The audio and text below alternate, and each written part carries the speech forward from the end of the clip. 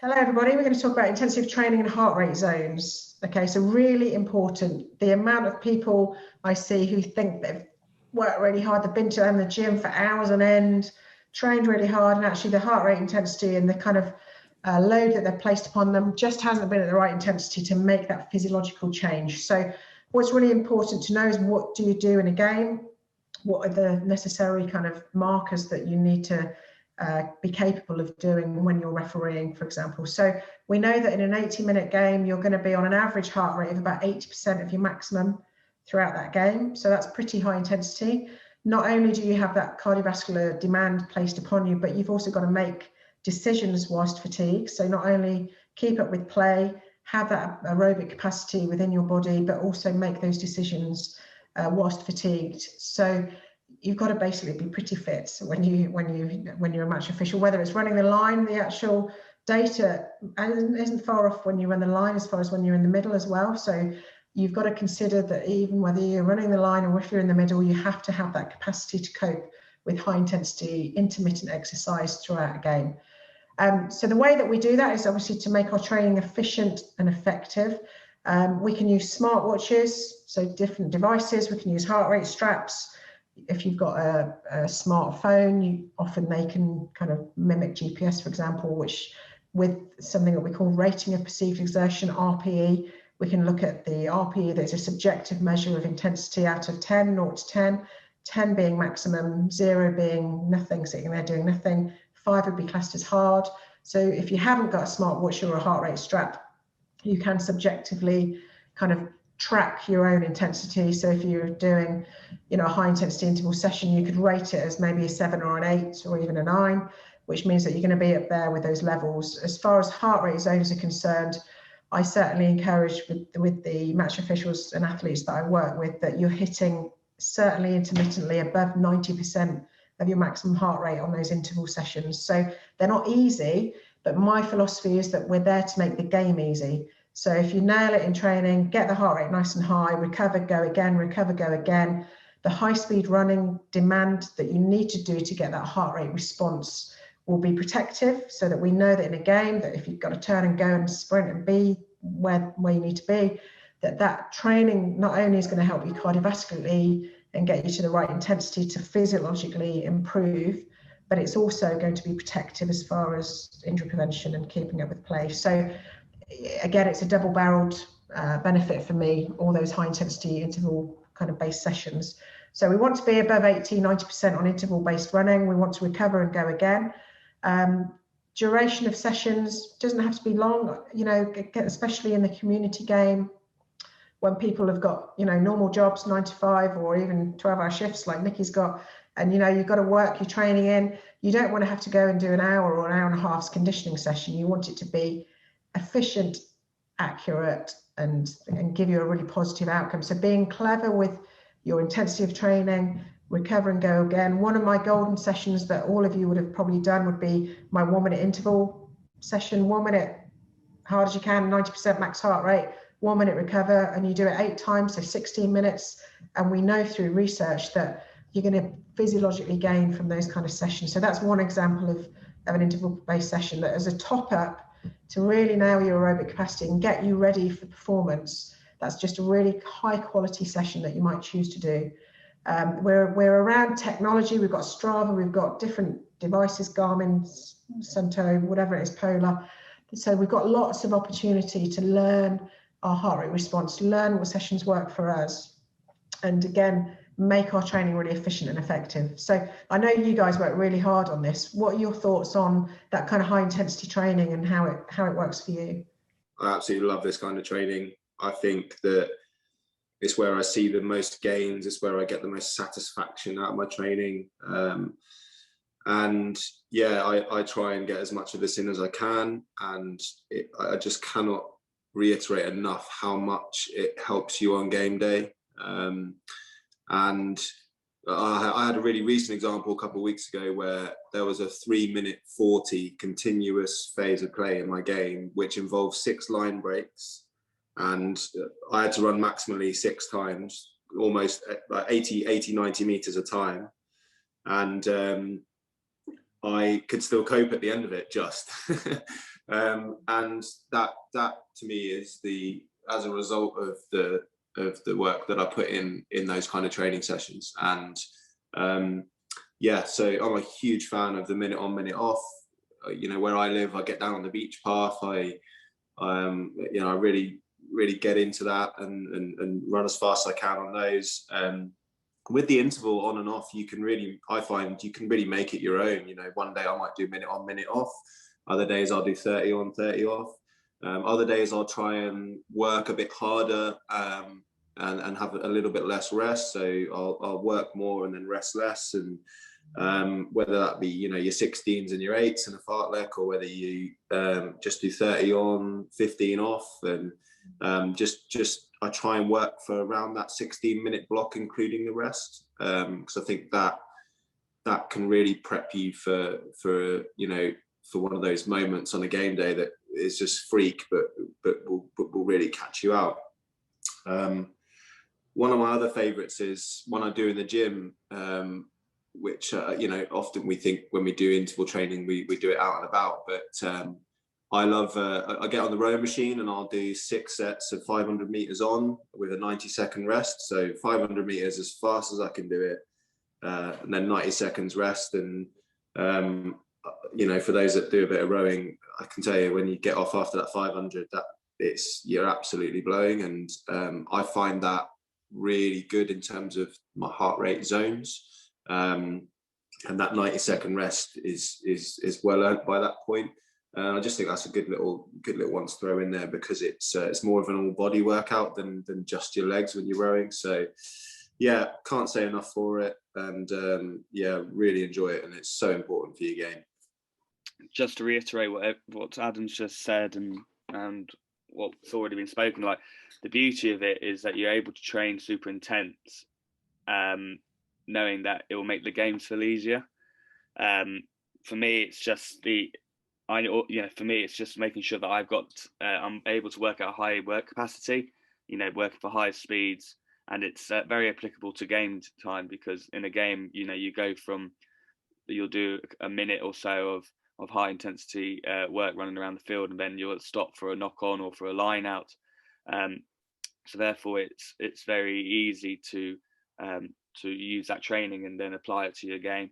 And then the beauty of it is that if you're able to work at such a high capacity, then it means when you're under stress, you physically feel good, but also mentally when it comes to decision making. I know with Adam having to do his long period of during that game, he would have still had to make multiple decisions, throughout that time, and the ability to continue to move and run around whilst still making accurate decisions is key, and that's all down to the high interval training that we do. I think one of the things about interval training is like we've all said, it's actually how much you can get done in such a short amount of time. Like, I mean, we've all done the Broncos, we've all done those types of training and all of this, and you think, oh yeah, I'm going to run for 5 minutes or so. But actually, when you're doing it properly, those 5 minutes, those 10 minutes, it's really hard work. So yeah, if you're doing it right, then you can get a lot out of it. And for me, I really like seeing how fast I can recover. So when you are doing those repeat sprints and you've got that, seeing, your heart rate spike and then come down, and actually, at the end of the rest period, you're like, oh yeah, I can go again. And then that, I think that, because the boys have said, that's what we get in a game, we'll get those breaks, then we might stop for a scrum, but we've got to be able to go straight away again. So that quick recovery, bringing it down and then going back up, I really like seeing how that works on my intervals. And like Adam said, like, make them your own. Like, I don't like doing the same session week in, week out. Sometimes I get really bored, so I'd do I'd run for maybe 5 minutes at a time and then have a break, or I might do a 1 minute at a time and have a break and change up the focus of the session. Or you can go to the park and use your local football pitches and do sort of 100 meters and back. There's lots of options depending on the type of thing you can get out of it. So I think this is another really good one to play about with and just find what works for you on that. Yeah, I think, again, just the high intensity stuff it's so diverse. You can run, you can row, you can cycle, you could do some body weight exercises. So you could do in your house, you can step up and down steps. I think there's so many things that you can do with it to get that heart rate up and increase that work rate. And you're challenging yourself. So, you know, I'm not going to run the same amount as Woody, you know, or Katherine. We're all going to be slightly different, but I might be better on my rowing machine than them through different bits. But you can test yourself, as Katherine's alluded to. She wants to see how quickly she can recover, you know. So it might be, I want to get my heart rate down faster as I do it. It might be, I want to maintain the same distance. It might be, I want to maintain the same reps of something. But the transferability across the game, right the way down the levels to grassroots, is really visible with what you're doing. And I think the people who've transitioned from, I'm going to go for a steady state run, I'm going for a 5K or a 10K over the last couple of seasons, and they've started to do interval-based work as well. I think at all levels of the game, they've kind of gone, oh, actually, this does work. It's really helpful. And, you know, players and teams are starting to do the same thing. I've been fortunate to go and do a couple of sessions with the England women, and they're working on times. So they want to work at high intensity for a short amount of time, a little rest, and go again. So that's where we are doing similar things to the players, because that's how the game works. And I think that's the nice part of it, is you're not doing completely different things as a referee. There are similarities in the way we train. So those people who are converting from playing to refereeing and things like that, or taking it up, there's lots of things that you can keep similar in your routine. Yeah, I love that, guys. I think that's a great kind of advert for that high intensity conditioning, and I think it's time efficient. You don't have to spend hours, like you said, Nikki. If you're doing the historic 5K, 10K continuous run around and around, you've got to create time for that. One of the biggest limiting factors to exercise is time. And if people think, oh, I don't have enough time to train, then they won't do it. If you think, right, I've got 20 minutes, I can do a quick warm up, and then I can go and do my 8 1-minute intervals, bang, I'm done, back in, shower, and then you're done. That you can do it in your lunch break. It's very doable, which is really important for people. The other thing with which, again, you've all touched on is kind of self-reflection and measuring. So if people have heart rate monitors, that's fantastic, and I would certainly advise that that's a great way to progress your conditioning, to know where you are physically, to download it and look at how you're responding. But simply enough as getting on a pitch, doing the 1-minute timing, and try and go from touchline to halfway line, bang, as many times as you can in a minute, and then have your 1-minute rest, then go again. And by the 8th one, your target is to cover that same distance, which of course is pretty challenging, because then you've got your fatigue index and things like that to think about. But it's a really nice way to self-reflect, self-measure. I used to do it up and down my garden and see how many I could do in a minute. And, you know, your goal is to try and beat it, or at least be consistent on the last one as you were on the first one when you're busting it. So they're really nice measures that you can self-reflect and think about how you're improving. The other thing is the heart rate zones. So we touched on that with you guys all talking about it. And obviously you've all got your own heart rate zones. And it's really important for the guys in the community game to think about using the right zones, because often people, again, don't train at the right intensity. So thinking about, is there an observed maximum heart rate that you've got from a game, or from a bronco, from a yo-yo test that you can use?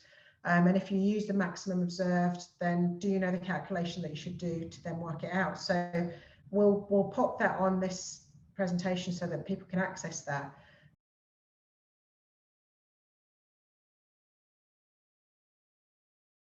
But certainly there's loads of resources online where you can put in your maximum heart rate, put in your resting heart rate, for example, and then put in the percentage that you want, 80%, 90%, and then that will give you the right zones for you, because it is very different. Everyone's slightly different with their heart rate zones, and it's very individual. So you're making sure that you're in the right calculation, because that can affect up to 10, 12 beats per minute difference as well. So be accurate with your heart rate zone prescription, but use that if you can with your training, because that will make a big difference. But again, correlate that with your RPE, so rating of perceived exertion. So if you're going on your 1-minute intervals and actually it's a 5 for you, you feel okay, then learn to push yourself harder. It's quite a conscious effort to think, I'm going to bust this, and I'm going to bust it for 8 1 minutes, or a pyramid run where we might go 15, 30, 45, 60, back down again. You know, there's loads of apps that you can do to put your timing in, so it beeps at you when you need to go, beeps at you again when you need to recover. So there's lots of tools out there to help you to make your training more effective and help you cope with what Adam describes as that worst case scenario. And you all want to be ready to cope with that worst case scenario. And as Woody says, make the right decision, be accurate with your decisions, keep up with play, talk to your you know, at this level, ARs, TMO, you know, whoever it is, talk to the players. Come on guys, you don't want to talk like that to your players. You want to have a bit about you and know that you can communicate effectively. So these are really important components of fitness. And I think if you all in the community game just raise that fitness level a wee bit by this quality work, it will make a big difference in how you deliver your matches, and week in, week out, how you recover as well.